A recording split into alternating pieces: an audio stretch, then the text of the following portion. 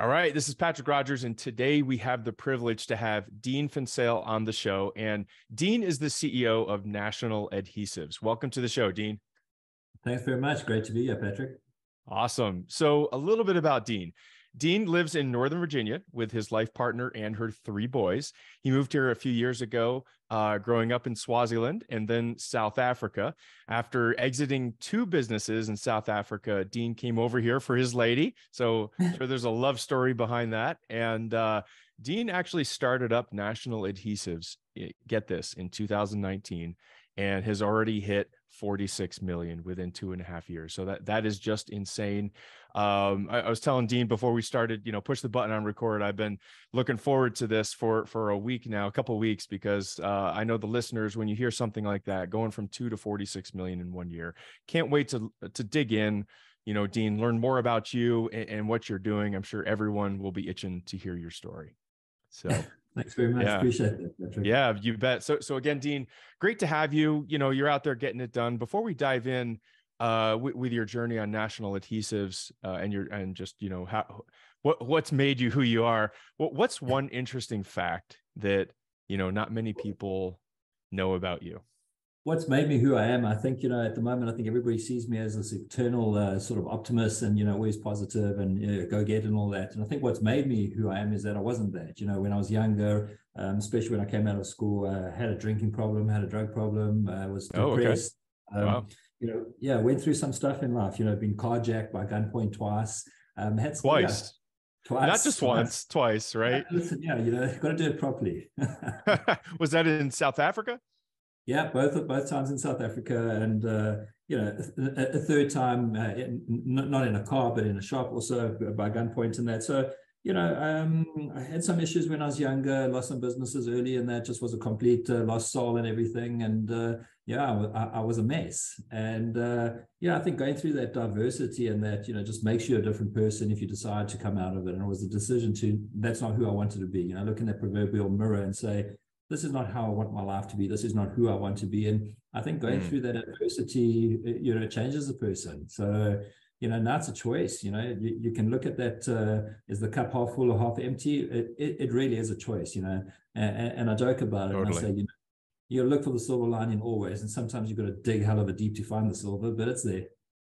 It's amazing. It's what drives our actions is our feelings and emotions, and what drives our feelings and emotions is our thoughts. And, it sounds like you had some very, very critical life events happen to you. What was it, like one of those life events that just that flipped the switch and you're like, that's it, I'm done? Or what was the actual pivoting point for you? So interesting, a little bit of stubbornness over there.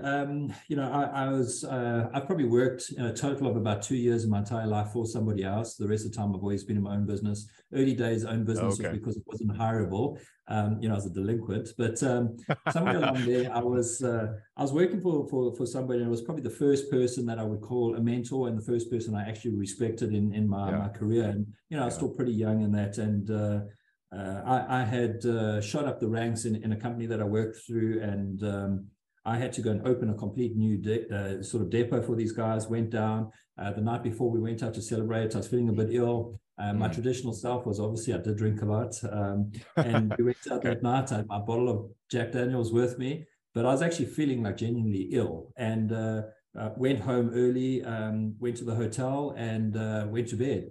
I woke up the next day at about 12 o'clock with thousands of missed calls and all of that kind of stuff. And I wasn't there for the opening. So that was a bit of a mess. I was called to a disciplinary hearing.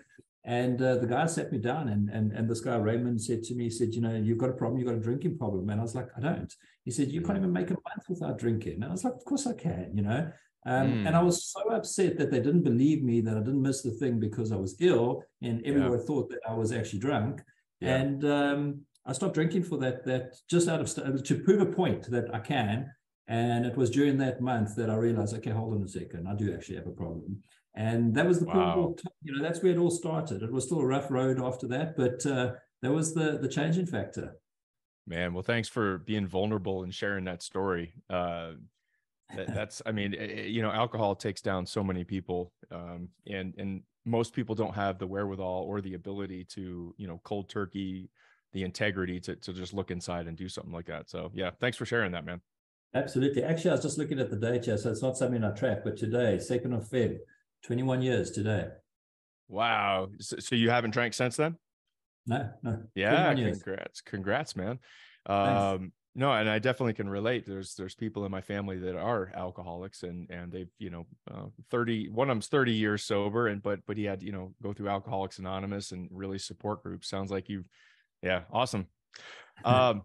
Very cool, man. So tell us about National Adhesive, man. Like, tell us about. Let's first start. Tell us about your company. So National Adhesives is an interesting company in that, we have 3 of our own brands. One's called Glue Angel. Glue Angel is a derivative of a brand from South Africa called Glue Devil, and I'll get into the story there. We then have a brand called Ish. Ish is a South African word for like ish, amazement, like wow, incredible. Okay. Yeah. It's our price point brand, not a lot of marketing, more about, really profound design and everything, but really price point. Still good quality, but just, maybe a smaller volume or something like that. And then we've got our Thick brand, and that's Thick with 2 C's, and that's our sort of dirty boots brand. And we have a bit of fun with that, as you can imagine, especially in the corks and adhesive industry. And the products that we sell are, it's adhesive, sealants, tapes, all in that. So your silicone stuff that you find at like Depot and that in the DIY and paint aisles. And then we've got 3 licensing agreements with DuPont. So with them, that's a Great Stuff brand, and the Great Stuff brand, cork sealants, it's been around here probably about 45 years, used to be under the Dow umbrella, now under DuPont, and they only did foam sealants. So we've introduced a range of corks and sealants under that brand, adhesives, and next will be tapes and that, and we're actually looking at another product with them as well. So that one, we 100% responsible for everything from start to finish, manufacture, sales and marketing, distribution, everything. And it's really a royalty brand. So we go through a pretty strict stewardship with them to make sure that, everything meets their standards and requirements from both a product and chemical point of view, as well as a brand and marketing point of view. But yeah, so that's kind of the business in a very, sort of 60,000, foot view. We have our products manufactured all over the world. We import them. We then warehouse them with 3PLs. We redistribute into the retail markets. So you found our products on like HomeDepot.com, Lowe's.com. In-store is next with them. We've got full national rollout with Menards. Wow. We're selling into Ace. The next part is, so the different channels, we focus on the hardware channel first. Next channel we're going into is automotive. So you'll start seeing stuff in like Advanced Auto Parts, those kind of places. And then the next big push is obviously on e-commerce. We launched in Amazon this month. And several other areas as well. So that's kind of in a nutshell. On the Glue Angel brand, we've got 2 versions. We've got the standard version, which is the blue. Then we've got Delicate Touch, which is the pink version, and that's more for arts and crafts. So, very different markets, and we're very much very strong in marketing in terms of how we communicate to our customer, and that's our differentiator. There's a whole journey there that we're doing differently. Hope that sort of helps on that part a bit about the company. Yeah, I mean, it sounds like, taking it high level, you have these 3 different products, if you will, product lines, markets. And what I'm curious though, how did you go from, 2 million to 46 million? What was take us through how one even does that? Like what happened in the back end, the back scenes to make that happen? Well, I think for a start, you don't have a life. You don't have a life. Okay, fair enough. I think fortunately, I've been very fortunate. I've had several businesses, over the years, and that I've had in my earlier days some spectacular failures, and I've owned production companies, logistics companies. We had cross-border, courier service. We've done marketing and branding. So a variety of different companies, so having a sort of a broad understanding of all these different businesses, in different areas, and that helps, paint the picture of, okay, what does it take to bring a product to market? So understanding the consumer, the retailer, and all the back end. So that's the first thing. And then from a management point of view, okay, what does it take? What are the systems required? How do you keep it simple? What do you plan for? So I think been very, very fortunate to have had those opportunities to run those businesses in third world countries, which makes it very tricky and very difficult. I love doing business in the US. It's awesome. It's super scalable. Instead of having to deal with 200 buyers, for 200 different stores, you can go to one buyer for 2,000 stores. So it's a completely different sort of structure. So that's the first thing. The second thing is, understanding my strengths and weaknesses. I understand, I'm pretty good at identifying opportunities and bringing the right team together. The way I see my business is very simple. In my executive team, I'm the youngest by quite a long way. I've got some really, really awesome people, running this business. I don't run it. My job is very simple, is putting the vision together, making sure that, I've identified the opportunities in the market and, where we're going and what we're doing and all that kind of stuff. Bringing the right team together, making sure they have the tools to do the job. And those tools are anything from getting the right systems in place, financing the business, finding the market, all of those kind of stuff, and really then stepping back and stepping out of their way and allowing them to do what they're good at. And then sitting at the bottom of that and being their safety net. I'm here to support you. And if this big ship or whatever is going off course and that, just to tap it back in course and that kind of stuff. Remove ego from the equation and understand that, I don't know, a fraction of what these guys know. And, so that's the basis of how, we set it up. And I think fundamentally what we did is I took a slightly different step, which I've done once before in a business, which is say, okay, I know where we want to go. We have this thing called a vivid vision, which is written 3 years in the future, looking back and saying, okay, where are we? Who are we? Culture is number one for me. It's the culture. If you don't fit into the culture of the team and that, it's not going to work. So writing that basically gives the prospective employees that are coming in an idea of who we are, what we're doing, where we're going, all of those kind of stuff. And if it doesn't resonate for them, don't come and join us. That's how simple it is. So we eliminate that from the beginning. And once we've set that path, just step out people's way. They know what they have to achieve. Don't micromanage all of that kind of stuff. I mean, we run very, very differently. We 100% remote, have been pre-COVID, unlimited leave, no working hours. Yeah, it's just like, it's all output driven. We have something to achieve, and that's what we're working towards. So it's different. And I make sure that I'm there to try and support my people, but not manage them. I don't know if that helps a little bit. So how did we get here from there? Well, so there's so much in there. Number one, I want to hit on some key things that, you just said a lot of stuff that when you go through the books, CEOs and leaders, they read the things that you just said, but many of them, they don't really put it in their conscious and subconscious and really come from that place and lead from that place. And so the biggest things, if I pull out of there, it sounds like you set the vision, and you then find the best people to help you accomplish that vision. Sounds like the best people, the people that know much more than you and are authorities on the topic and subject in that certain area. And then you step out of their way and let them run with it. And you're there supporting. You're kind of the fail safe, the net in case something falls through the cracks or they need some kind of a heavy mover. And at the same time, you give them, it's unlimited time off. It's more of a results driven thing. There's no working hours, unlimited leave, project driven, results driven type thing. So talk to the CEO. I'm going to be the CEO over here, right? Let's play a little role play. I'm the CEO who didn't grow up that way, right? I grew up in a company where you have to be at work at 9 o'clock. You have to leave at 5 o'clock. You check in, you check out. There's certain time structure. There's all this stuff. That's all I know. This unlimited leave thing. I think you're the third CEO now that I've had on the show that does this. And every CEO that I've talked to, man, has just been just scream at the top of the rooftops about the benefits of having an organization that they do it this way.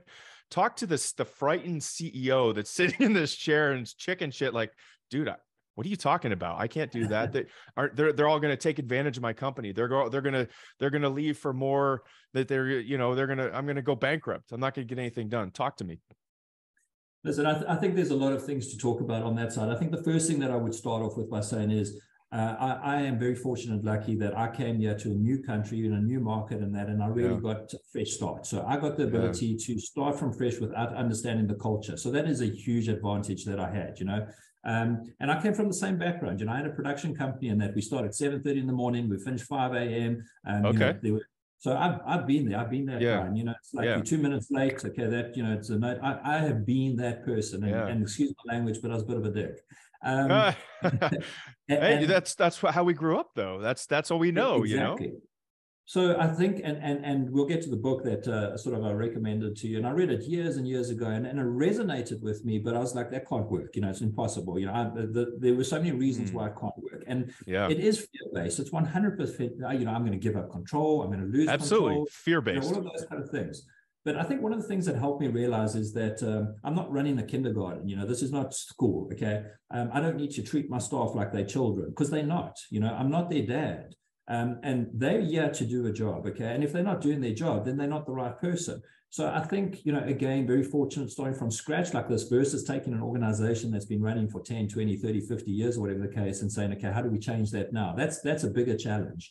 But I think, we, in terms of the people that we've got on board, I've let people go, not because they weren't good at their job, but because they didn't fit in the organization. So the first thing is, somebody mentioned to me a little while ago, and I know I'm talking a little bit around here, but they said, Dean, I've noticed every single company meeting that I've been on with you, every single one of your employees is always on camera. And I'm like, okay, and so, so we treat our people like people, and if they're not doing their job, we don't come and sort of like, crap all over them. We say, okay, well, why is that not happening? What do they need from us? What can we do for them?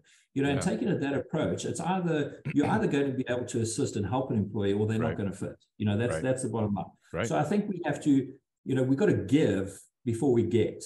And the more you give, the more you get. One of the things we've had to do, for example, with this unlimited leave thing is we now have set a parameter. For example, between Christmas and New Year's, we're doing a forced shutdown.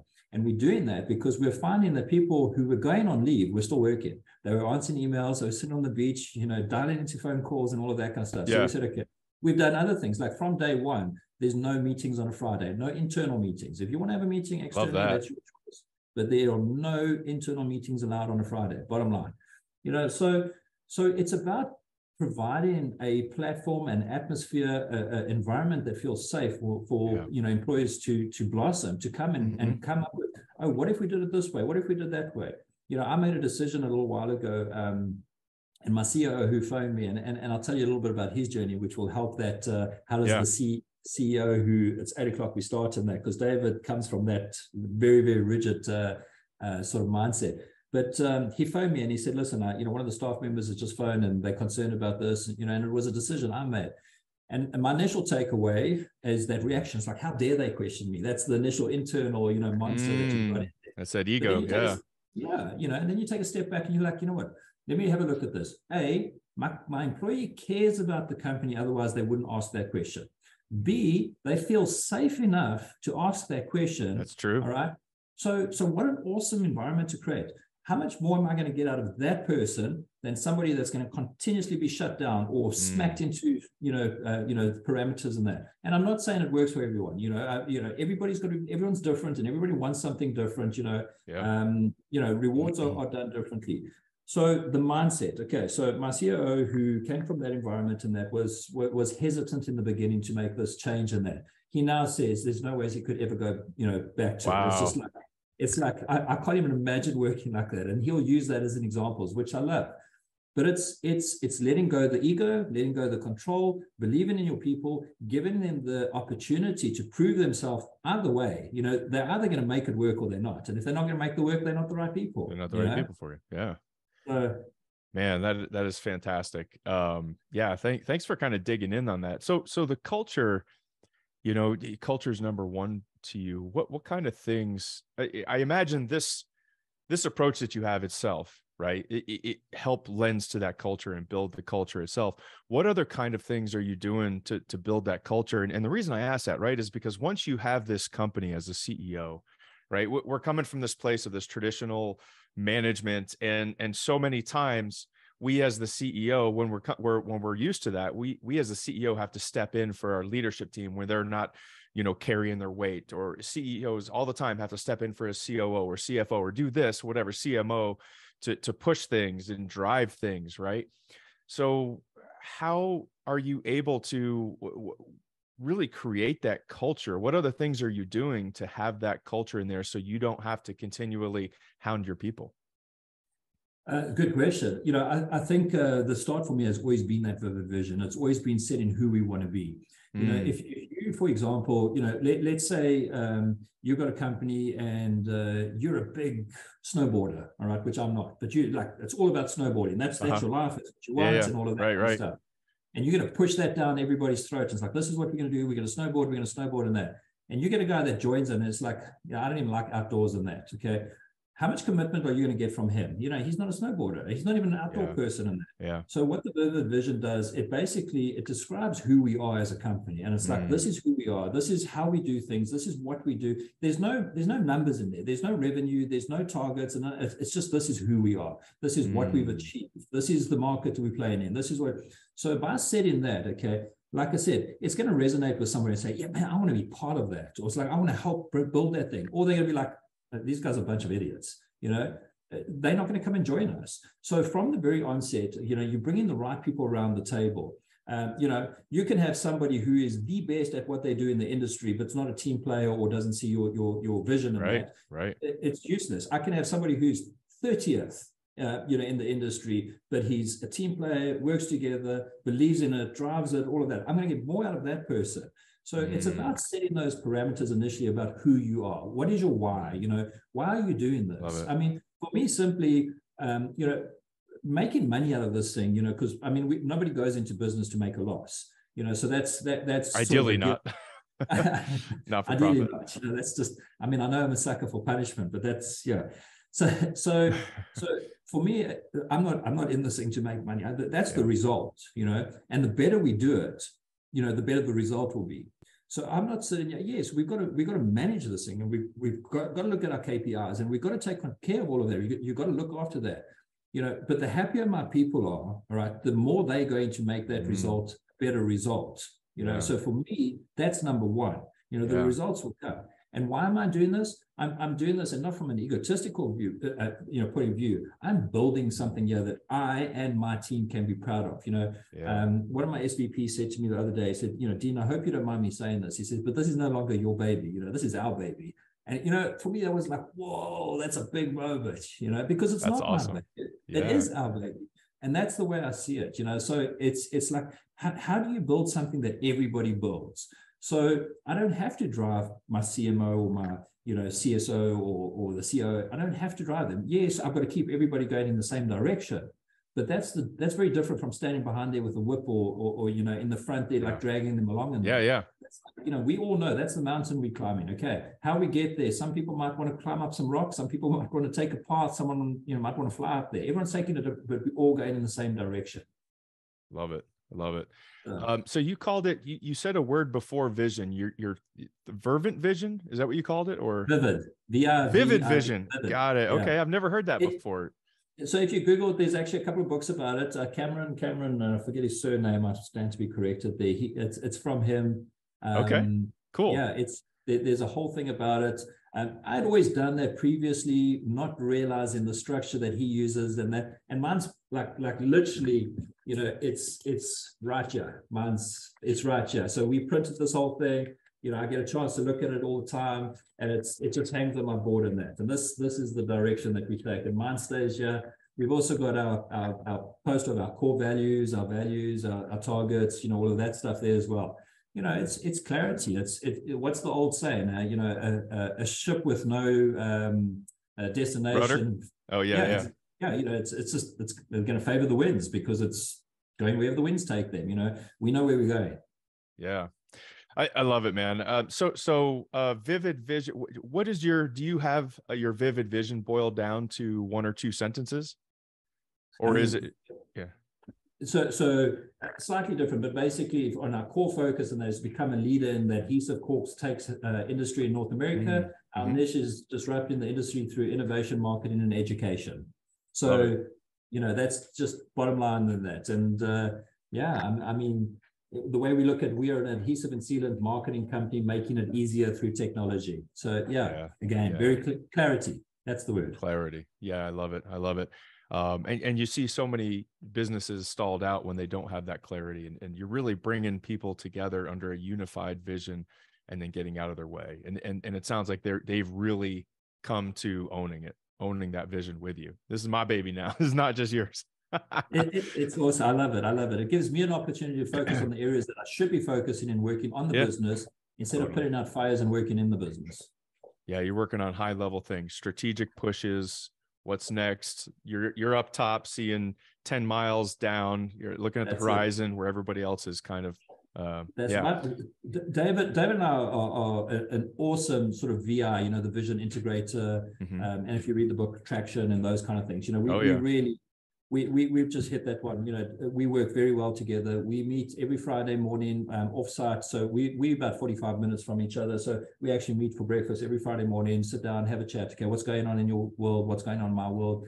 You know, so you know, I'm not running the business. He's running the business. You know, I'm making sure that the business is going in the right direction. What are the opportunities? Are we going to start looking at M&A stuff? You know, my job is not today. My job is 6 months to 3 years from now. That's where I need to focus. And I can't focus on that if I don't have the right team. Just like they can't focus on what they should be doing if I'm interfering. You know, Dean, you brought something up there, which I think is critical for visionaries is the two things I want to pull out of that is you made the statement, I'm focusing on 6 months to 3 years from now.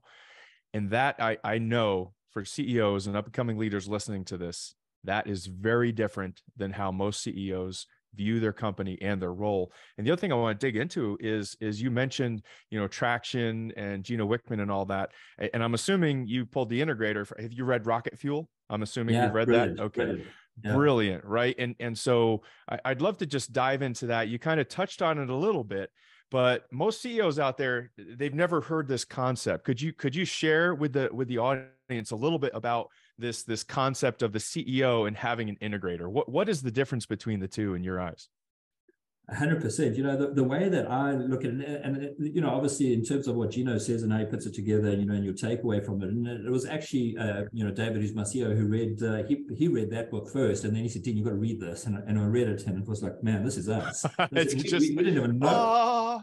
Yeah, exactly. But the way it's very simple, you know, a visionary and an integrator have two very, very different roles. You know, the visionary is basically, I know what it is that we need to achieve in order for us to be successful. I know the direction we need to take. I can see it. You know, I have the vision. I need to be able to take that vision and I need to be able to communicate it to, first of all, my integrator, and then second of all, to the team. My integrator, then he's the one that takes it and he hears me and he says, yep, I agree with that. That makes sense. I know how to do this. Okay, this is how we're going to do it. Let me take this and let me go and literally integrate it. Let me go and make sure that the team's going in the right direction. I will get this done on a day-to-day basis. I'll take care of I'll make sure that, you know, the sales come in, the stock goes out, the systems are running, the people are happy and all of that kind of stuff. Because, you know, he's very detail-orientated, very focused on that's what he loves. Yeah, that's what he's good at, and all of that kind of stuff. And for me, you know, it's I'm all, you know, kind of stuff. It's like, you know, I know what we can achieve, and once we get going, I don't want to know how to do it. I mean, I know how to do it, but I don't want to do it. You know? So I'm going to make a mess of it. You know, you don't enjoy doing that part, and he does. I don't. So I'm going to let the control go. This goes back to the control thing, and just say, you know, years and years ago, and this was a really good lesson that I learned. So in Swaziland, we had a production company, and there's literally like no middle management. So, you know, I was a partner in the business for 15 years. The business is now 25 years old, and I was a partner for 15 years with my mother, which is awesome. But so I ran this company, and then I had to literally run the company as well because I only had like supervisors. So you still very hands-on. And it was, I mean, we had 105 employees, and I almost had a touch on every single one of them. So it was difficult, and I was exhausted. I was burnt out. It was just too much. And eventually we brought somebody else in to come and help us and that, and I was still interfering and everything. And I think it was my dad that said this to me, and he basically said, just because somebody does something different but gets to the same result at the end, it doesn't mean that it's wrong. Right. And that was a hard thing to think. And just because they don't do it the same way I do, it doesn't mean that it's incorrect, you know, and sometimes it's actually better. So that delegating is something you've got to learn. And the more you learn, the better you are at it, the more you can achieve. And that's kind of that whole thing with the vision integrator, you know, is that's where we're going. This is how we're going to get there. Believe and trust this person. Trust is a huge thing. That this person it's got to is be going to make it happen. Yeah. How did you find David? LinkedIn. Yeah. Yeah. David was yeah, it was, listen, it was 100% coincidence, chance, whatever you want to call it. David was, he had worked for a company that was bought out by Lowe's. So it also sort of, I can't even remember, $500-700 million company. Had gone through 2 or 3 acquisitions and that. Lowe's came in, and that was at the time where basically the old Home Depot management moved over to Lowe's, and the restructure happened, and they just got rid of the whole executive team. And at that stage, David's from this area, from here in Virginia, and they had moved him down to Houston. He had been there for a couple of years, and he was looking at coming back at this area. At that stage, I was looking for a COO for the business and that, and it was there on LinkedIn, and we kind of just connected, had a couple of meetings, and it was just, and it was difficult in the beginning for both of us. For him, it was a huge thing coming from a huge company with all of the structure in place, all of these support structures, coming in, rolling up his sleeves, and like, okay, I'm going to enter a purchase order. The last time I entered a purchase order, I had like phone call, give me 6 containers of eggs. Very different mindset there. Yeah. Absolutely. So I have a ton of respect for him, just in terms of having to go through that. And then from there, it was just building the network. And I've got some other amazing people. I mean, just within the organization, and everything's been word of mouth. And from that, and as we've grown in the industry, and that we now have people coming to us and saying, listen, do you have a position for me, or can we come and join us, or I want to be part of this, or, so we've never really had to go out and look out for people. People are coming to us. Which is a sign of culture, right? I mean, the people that have throughout the pandemic, the companies that had the inability to, high turnover rate and all that kind of stuff, couldn't find people, were people that didn't have the culture. And so total testament to you. And the reason I ask is because a really good integrator, it's a kind of a unicorn, someone very much a unicorn. Yeah, no, listen, that's 100%. It's, I am under no illusion how lucky I am. We're just fortunate. And I think the other nice thing is the right integrator you can learn to argue with. Absolutely. And that's their job. Their job is, you're up in the clouds, you bring 10 ideas to the table, and their job is to be a realist, right? And put Dean back at Dean. Listen, okay, let's throttle this in a little bit. Exactly. And I'll argue it. That's right. That's right. We have this thing called candy cotton. So basically, it's like, there's this great idea. I think we can do this and all of this kind of stuff. And it's basically, we don't sell candy cotton. That's not what we do. We sell adhesives and glue. So if I bring a concept and I think we can do this, and it's like, man, that's candy cotton. We don't sell that, So I've had to learn to listen as well. So Dean, I know you alluded to the book a little bit before, and I asked this question, but I always like to phrase it this way. If you were going to hire a CEO to take the reins for your company, what is the one book that you would require he or she read before taking over for you? So, I mean, the 7-Day Weekend, for me, it's it really was a profound book. It's pretty old now. If I had to hazard a guess, it's probably 20 to 30 years old when it was written. It was written, based in a company in South America. It was, this gentleman that took over the business from his father. They used to make, I think, water pumps, so production facility. And, they became a massive, massive corporation. I mean, unbelievably huge. And, I read the book, and the thing that really just resonated with me is the way they started is, again, it's all about the people. Their board seat, for example, and I'll just give you a couple of little sort of tidbits on there. There's always one chair open for anybody, even the janitor, to come and sit in on a board meeting. Anyone can come in. So, there's full, this is who we are. The other thing that they do is they were, back in the day, they were the first people that setting up remote offices. So, the way he said it, and I think they were based in Sao Paulo or somewhere like that. And he said, you're going to spend 2 hours in traffic driving to work, 2 hours traffic driving back. It's 4 hours of your day. If we put a remote office somewhere, you can go and sit there, you can save yourself 4 hours, and, you can work from there. And I was like, man, that's interesting. And then from there was, on the production line, and this is something I had learned through my own company, was, we used to produce CMT, like clothing, we manufacture clothing, branding, billboards, a ton of things like in the marketing industry. And I knew what we were doing, but I didn't know how to run a machine, you know. So when I went in and I said, let's move this machine to here, and the guys were like, whoa, that's not a good idea. Oh, why? And then they explained to me, I'm like, man, I never thought about that. So one of the things that he says, and then he explains it in detail, is basically the people working on, you know, the production line and that know way more than you do. So when you come in and you're going to create a new production line, or you can do something like that, bring them into the fold, because you're going to get valuable information on that. You know, treat your people like troops, or give them the flexibility to make these decisions. You know, let them work when they want to work. And this was written like 20, 30 years ago. And I was like, man, that doesn't make any sense. That won't work and that. But, you know, over the years, you know, eventually it sunk in and that. And man, I regret not doing it earlier in my career. Gotcha. So this really reflects back to the unlimited leave and all of that. Okay. Awesome. Yeah. Very cool. So there you go. 7-day weekend. And it was by Ricardo Seller. Yeah. Ricardo. Okay, cool. Awesome. Dean, awesome having you on the show. I always like to summarize a few things that I took down for notes. For my big takeaways, one is the role of the CEO is to paint that vivid vision, hire the absolute best people, the best leadership team, and then get out of their way. And of course that takes, you know, maybe you had investors, you know, it takes some money to do that maybe in the beginning, but that's really the role of the CEO. And the 7-day work week, from that, you have been able to implement this culture in this concept of unlimited leave, no working hours, results driven, and it's really created an ownership culture for you.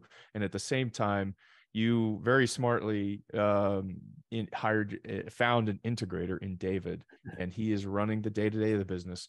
And you have your sights set 6 months to 3 years out on the business. Dean, again, awesome stuff there. If there was one takeaway that you would really want the audience to absorb, up and coming CEOs or leaders, what would that be? You know, I think two things. If you look at the news at the moment with all these tech layoffs and that, you know, how would you feel if you received an email to say you no longer have a job? I mean, you're going to just feel like a number. You're going to not feel like anything. People are people. You know, so for me, it's, you know, I would, and I'm going to use a word that David hates, I would cascade the information down through people. I would have my person talk to the next person, to the next point, not on an email and that. I know it costs more, it takes more time, and I know the efficiency and all that. But the bottom line is, you know, if you treat your people like people, okay, and you're going to make mistakes, we're all human, you know, but so are they.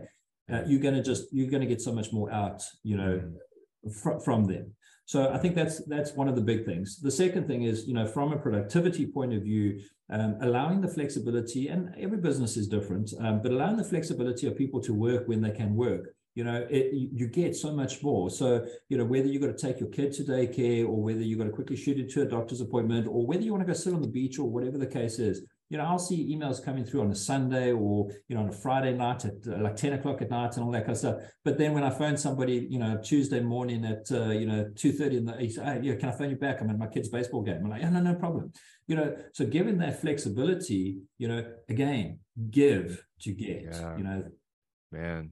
Dude, yeah, I love that. Awesome. The whole give to get mentality plays out so much, and so very cool, man. So Dean, if any of our listeners wanted to reach out and get a hold of you for any follow-up questions, which if I was an upcoming CEO, I probably would, or if there was a company that wanted to do utilize your services, utilize any of your adhesives, how could they do that? You know, LinkedIn's the best place for me. It's like very active on it. You know, you'll see quite a bit of movement on there, but, you know, just look for Dean Van Zyl from, you know, National Adhesives on LinkedIn, and yeah, happy to help. You know, a very cheap plug at the moment. You know, in 6 months' time, I'm releasing a book, and it's all about the pitfalls of entrepreneurship. Wow. Very cool. Yeah, so all the mistakes that I've made, and, you know, everything, you know, the sacrifices that are required and all of that kind of stuff. So, you know, I love watching people develop and grow, and you know, I think kudos to anybody. I mean, I came over to the US and then a little bit of arrogance, a little bit of naivety, and that, you know, made a decision that I can take on people like Gorilla and GE and Loctite, and that I can do this, no problem. So all of those little lessons that are in there. Very cool. What do you have a name for the book yet? Yeah, I'm tossing up a few. You know, one of them that I like, probably not going to use, is, you know, learn how to eat your shit. That could be an interesting book title, man. That'd be awesome. I would read that.